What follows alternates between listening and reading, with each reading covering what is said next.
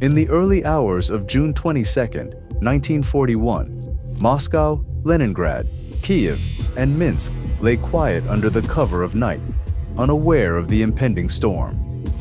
The streets lay silent, the city lights dim.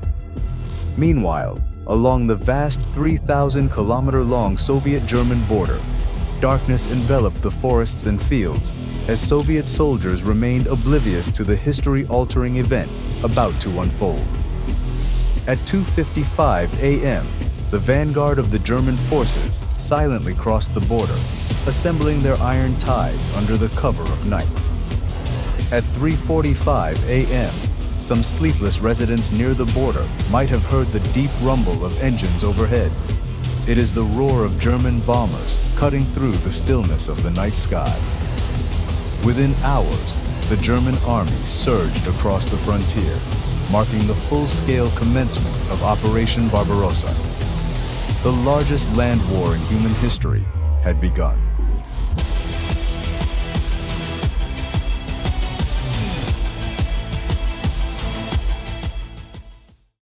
Many have pondered key questions about the German-Soviet War. In this discussion, we will try to answer several common questions our audience have. First, why did the German High Command believe they could defeat the Soviet Union in 1941? A country's military strength is often measured by its manpower. At the onset of Operation Barbarossa, Germany committed 3.05 million troops, while the Soviet Union had 2.68 million troops stationed in its western territories.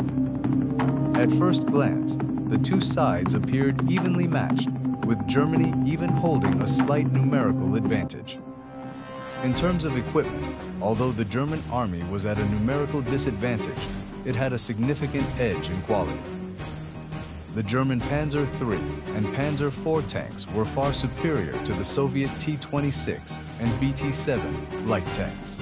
Moreover, German armored units were equipped with radios, enabling flexible coordination, allowing them to carry out precise strikes against enemy forces. Another key factor was the devastating effects of Stalin's Great Purge. Thousands of experienced Soviet officers had been dismissed and imprisoned, leaving the Red Army's command structure in disarray. The mechanization of the Soviet Army had also begun late. Stalin ignored Marshal Tukhachevsky's proposals, only starting to form mechanized corps in 1939, which were still incomplete by 1941. As a result, the Soviet Army was woefully unprepared to face the world's most powerful land force at the time. Furthermore, Germany's confidence stemmed from its blitzkrieg, which had proven invincible in past campaigns. The German military defeated Yugoslavia in 11 days, overran France in 40 days, and occupied Denmark in just 4 hours. Given such overwhelming success, Germany's strategic plan under Operation Barbarossa to advance to the Archangel Astrakhan AA line before the end of 1941, destroying the remaining Soviet forces in the process, even seemed conservative.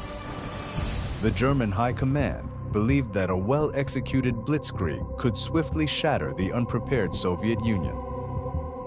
Germany seemed to hold a large advantage against a totally unprepared Soviet Union. Why did the Germans bet everything on a short campaign instead of preparing for a prolonged war? The answer lies in industrial production and resource constraints. Despite the German army's superior tactics, training, and equipment, modern warfare is ultimately dictated by industrial capacity.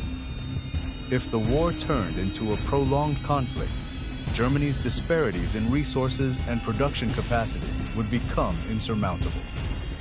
The Soviet Union's 5-year plans had propelled its industrialization, rapidly expanding its wartime production capacity and providing a solid foundation for long-term military sustainability.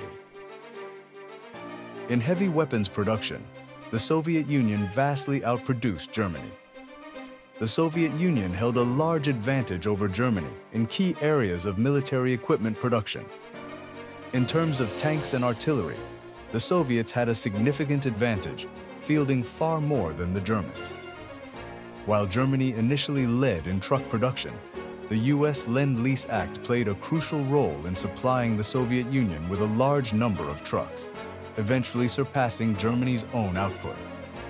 This advantage in production and Allied support enhanced the Soviet Union's mobility and logistics, while Germany, due to limited industrial support from its allies, was forced to produce almost all its own military equipment. This overstretched its economy and war production, ultimately becoming unsustainable. Germany also faced a major oil crisis. German armored divisions, air force, and mechanized infantry were highly dependent on oil, yet their sources were insufficient. Germany greatly relied on Romania's Ploiești oil fields, but this could not sustain long-term war effort. Due to resource shortages and naval blockades, Germany faced significant challenges in acquiring sufficient aluminum and other crucial resources that are required to power the German war machine. Another crucial factor that the German High Command was ignorant about was the Soviet Union's mobilization capacity. Military strength is not determined solely by troop numbers and equipment. Mobilization potential is often the key to sustaining war efforts. Throughout World War II, Germany mobilized a total of 18 million soldiers, representing 25% of its population. Despite this massive effort, Germany was still outmatched by the Soviet Union. The Soviet Union had the largest mobilized force in World War II, reaching a total of 34 million troops, 20% of its population. Even after suffering devastating early losses, the Soviet Union was able to replenish its ranks with seemingly limitless reserves, ultimately reversing the tide of the war.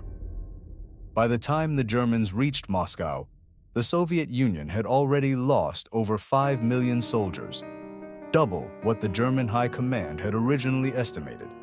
Yet Soviet reinforcements continued to arrive at the front. The German leadership gravely miscalculated the Soviet Union's wartime mobilization potential, and this critical oversight sealed their fate.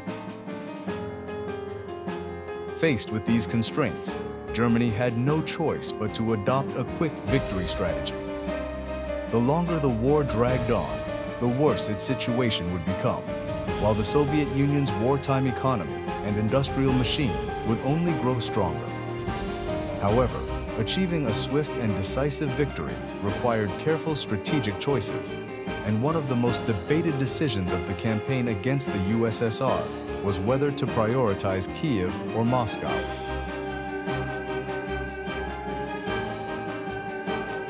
Germany had the option to advance directly toward Moscow, yet instead, they chose to redirect forces southward to Kiev.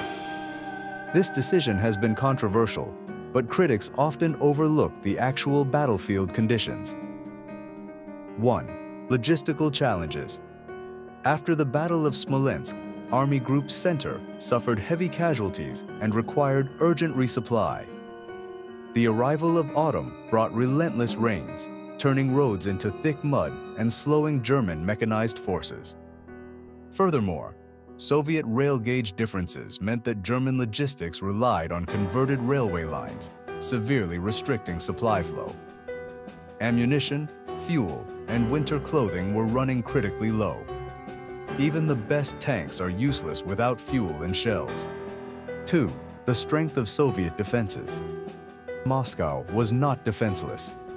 Large Soviet forces still held Vyazma and Bryansk, and the Mozhaisk line was heavily fortified with anti-tank weapons. If Germany advanced straight toward Moscow, the southwestern front, Kiev, would be left unchecked, allowing the Soviets to counterattack Germany's exposed flank. 3. The Kiev Offensive, a decisive victory. Kiev was not only a major agricultural center, but also a crucial industrial hub. The destruction of the Soviet southwestern front in the Battle of Kiev resulted in the annihilation of 600,000 Soviet troops, marking one of the greatest German victories of the war. Anyone should think twice before questioning one of the most successful encirclement battles in history. Had Germany bypassed Kiev, it would have stretched its forces thin, likely suffering supply shortages and encirclement near Moscow. The eventual failure of Operation Typhoon in December 1941 proved that even without Kiev, Moscow would not have fallen. Regardless of whether Germany attacked in autumn, winter, or spring of the coming year, the outcome would likely have remained unchanged. Even without considering supply and weather issues, the Soviet Union's manpower and industrial strength would still overwhelm Germany in a prolonged conflict. As history has shown, Germany's failure was not just due to timing, but a fundamental underestimation of Soviet war potential and mobilization capability, and the sheer disparity in strength between the Axis and the Allied. Germany's defeat in the Soviet Union was not merely the result of strategic missteps, logistical failures, or the harsh Russian winter, but rather a fundamental underestimation of the Soviet Union's industrial strength, mobilization capacity, and resilience. While Operation Barbarossa initially achieved significant gains, Germany's reliance on a short war strategy proved unsustainable against an enemy capable of replenishing its forces and outproducing its war economy. Even decisive victories, such as the Battle of Kiev, could not alter the inevitable outcome. In the end, the largest land war in history became a war of attrition that Germany was never equipped to win, sealing its fate on the Eastern Front.